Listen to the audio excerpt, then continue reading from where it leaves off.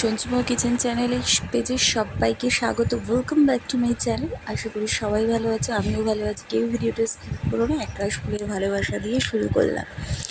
তো দেখো, আমি দিওয়ালি ধনতেরাসেরই কিছু ছোট ছোট ফটো ভিডিও তুলে রেখেছিলাম, সেটা তোমাদের সাথে একটা বড় ব্লগ করে শেয়ার করছি অনেক দিন বাদে। 14 তো মনে হয় যে অনেকের বাড়িতেই খাওয়ার রীতি আছে, তো আমাদেরও আছে। এখন তো আর আগেকার দিনের মতো তো সব শাক আর কি, আগেকার দিনে যেমন মাঠাম্মারা মানে বাগান থেকে, কিন্তু এখন তো সেটা আর নেই যে এনে খেতে হবে। বাড়ির ওপরই দিয়ে যাচ্ছে, 30 টাকা করে আমাদের প্যাকেট নিয়েছে। 14 প্রদীপও তার সাথে ছিল। দেখো, সন্ধেবেলায় ধনতেরাসের দিন প্রদীপ জ্বালানো হয়েছে, তার সাথে মামুনি এবার শুধু প্রদীপ আনেনি, মোমো এনেছে। নিয়ে আমি একটুখানি আলপনা দিয়ে তারপর জ্বালিয়ে নিলাম। তো এটা ধনতেরাস, এই ধনতেরাস বলছি, এটা হচ্ছে প্রদীপ ভূত চতুর্দশীর দিনে। তো কীরকম লাগলো জানিও তোমরা নিশ্চয়ই, যারা যারা 14 শাক খেয়েছো তাদেরও এই নিয়মটি আছে বাড়িতে। তো এই দেখো, পুরো পাড়া লাইটে সেজে উঠেছে, আর আমাদের পাশেই তো কালী পুজো হচ্ছে, ওই জন্য আরও আলোটা বেশি আর কি। তো বাড়িতে এরকমভাবে দেখো প্রদীপ দেওয়া হয়েছে, 14 প্রদীপ। এরা কালী পুজোর আগের দিন, ভূত চতুর্দশীর দিন আর কি। তো চারিদিকে আলোয় আলো হয়ে গেছে। ঠাকুর ঘরেও টুনি লাইট দিয়ে সাজানো হয়েছে, বাইরেও সাজানো হয়েছে।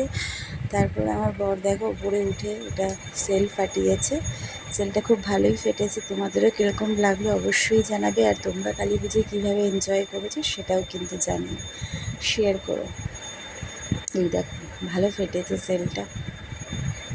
উপরে উঠে আর কি রেড হয়ে সাথে গ্রিন হয়ে গেছে। তো তারপরের দিনকে আর কি, অমাবস্যার পরের দিনকে আমরা পাড়াতেই কালী পুজোটা দেখতে বেরিয়েছিলাম। ভাবলাম তোমাদের সাথে একটু শেয়ার করি। এছাড়া আর কোথাও সেমনভাবে যাওয়া হয়ে ওঠেনি কালী পুজোয়। তো এই দেখো, পাড়ায় গুপি বাইন বাঘা বাইন করেছিল, সেটাই তোমাদের সাথে পুরো ভিডিওটা একটু করে শেয়ার করলাম। কীরকম লাগলো অবশ্যই জানিও। এগুলো মানুষই দাঁড় করিয়ে রেখেছে সাজিয়ে, আর অ্যাক্টিং করছে। এই যে গোপী বাইন বাঘা বাইন দাঁড়িয়ে রয়েছে, ভূতের রাজাও রয়েছে ওখানে। তো এই দেখো, মা কালীকে খুব সুন্দর লাগছে, কৃষ্ণকালী মা, খুবই ভালো লাগছে।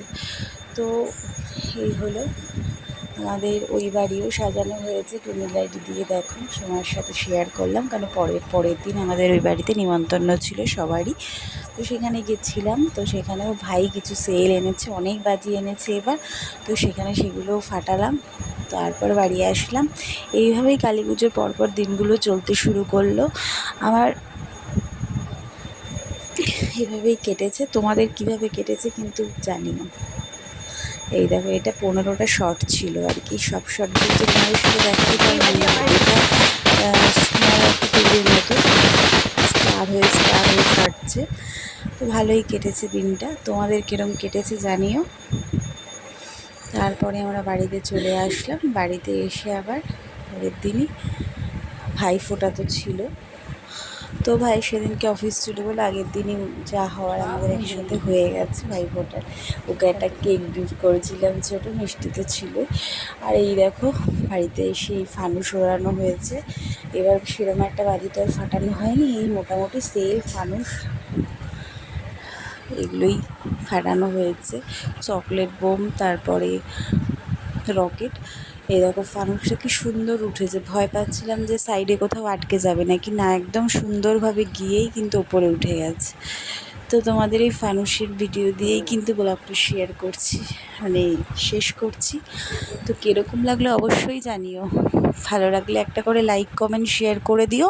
আর নতুন বন্ধুরা যারা আছো অবশ্যই চ্যানেলটাকে সাবস্ক্রাইব করে দিও।